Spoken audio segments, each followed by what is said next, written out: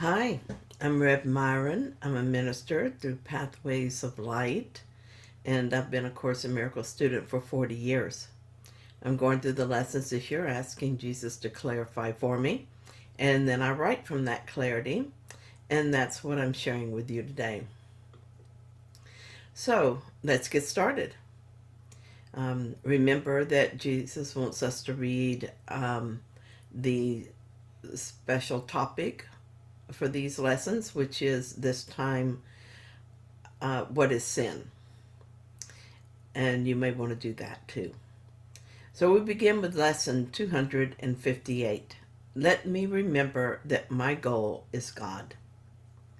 All that is needful is to train our minds to overlook all little senseless aims and to remember that our goal is God. His memory is hidden in our minds, obscured but by our pointless little goals which offer nothing and do not exist. Shall we continue to allow God's grace to shine in unawareness while the toys and trinkets of the world are sought instead? God is our goal, our only love. We have no aim but to remember Him. Our goal is but to follow in the way that leads to you. We have no goal but this. What could we want but to remember you? What could we seek but our identity? When I remember the truth that there is no world and I am not a body nor in a body, when I remember that this is just an ancient memory I placed before my eyes, I truly have no goal but God. We made the world appear real, though, and I get pulled back into it. And when that happens, I start to think that there are other things I want. I start to think that there are other things I need. This is when it helps me to remember that my only goal is the peace of God. From lesson 205. The peace of God is everything I want. The peace of God is my one goal, the aim of all my living here, the end I seek, my purpose and my function in my life, while I abide where I am not at home. I notice that the first sentence says, it is everything I want. Not just something I want, but everything. It seems that there are other things to want, and it seems like I have to do something to get those things. I need food and shelter, and there are calls to take and lessons to write about. But then I remember that this so-called life is just a memory. It's going to happen because it did happen. My job is to keep deciding what the lesson is and choosing to learn that lesson. These decisions determine if I will watch this show with interest and in peace, or if I will watch it in fear and unhappiness. It also determines if this is when I awaken. When I remember my one goal, I remain at peace. I'm at peace no matter what happens in Myron's story. When I get distracted by the story and start thinking that I am Myron, I feel what she feels. Sometimes when that happens, I make a joke of it. Something that feels upsetting happens and I think, whoa, where did that adrenaline surge come from? What is she up to now? It makes me laugh and pulls me out of the story. With that detachment from what is happening in the life of Myron, I can see more clearly what belief caused the reaction and decide if I want to keep that belief. If not, I release it. There, job done. Peace of mind is restored. Here's Regina's tips on what is sin and on the lesson. Our special theme says, how long, O Son of God, will you maintain the game of sin? We can answer, no longer will I play that game. It is within our power to stop playing the game now. We have the practices that point away from games and toward truth. To stop playing the game, we simply need the desire to live from those practices instead of from old conditioning that is not in harmony with what we want now. Well, I made that decision, and now I will use the practices. and I'll use them until I've mastered that decision. And then her tip on the lesson today is another opportunity to contemplate what we really want. Spiritual practice can be forgotten when we're distracted by the personality mind's little senseless aims. However, when we continuously contemplate what we really want, we're naturally drawn to the spiritual practices that lead to self-realization.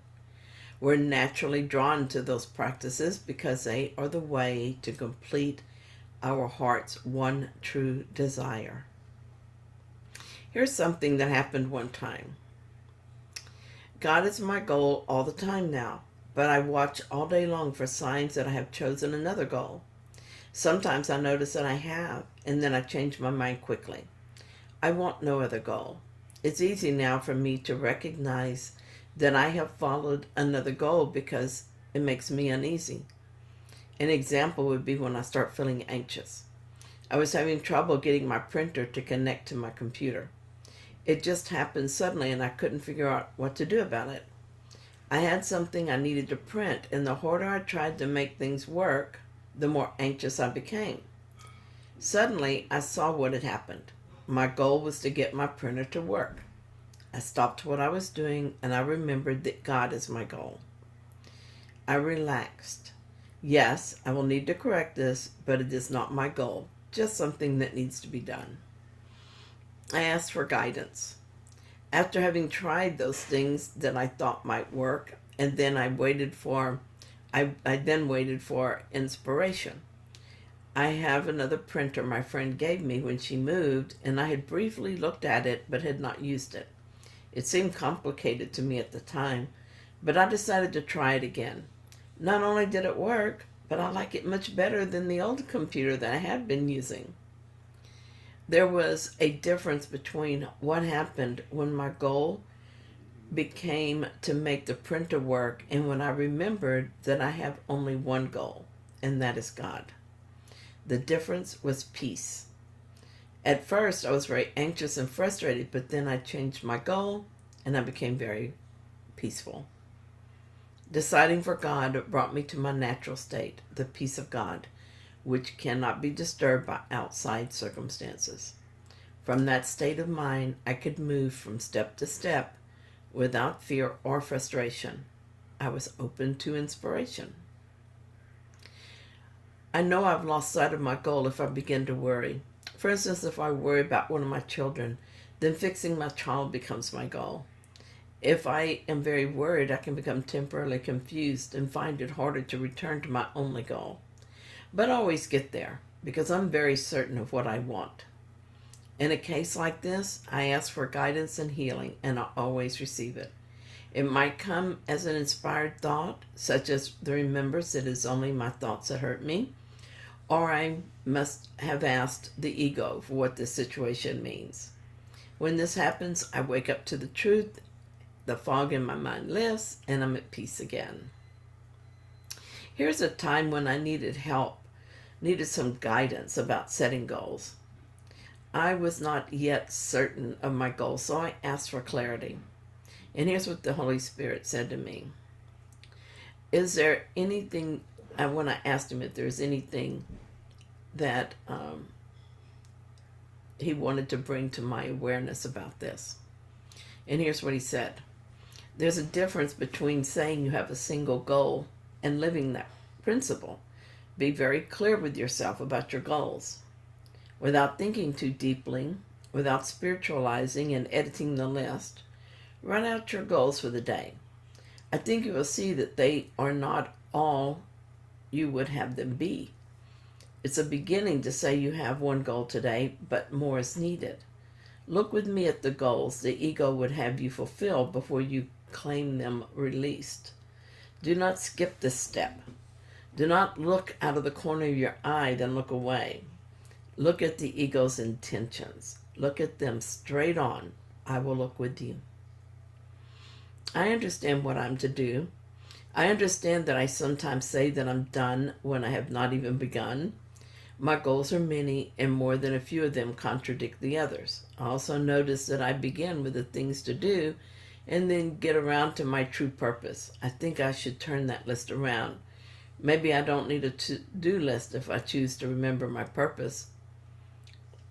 And the Holy Spirit said the last goal on your list says that you want to spend the day reveling in being lived rather than struggling to live. Step back and allow. Watch the story of Myron rather than trying to create the story. Make that your first goal instead of your last one, and all the others will care for themselves. Simple, easy, peaceful. Allow the life of Myron to unfold before you. Enjoy the story and be at peace with the story. Ask me questions as you watch and listen to my answers. Stop and remember your only goal when you feel compelled to make something happen. Thank you, Holy Spirit.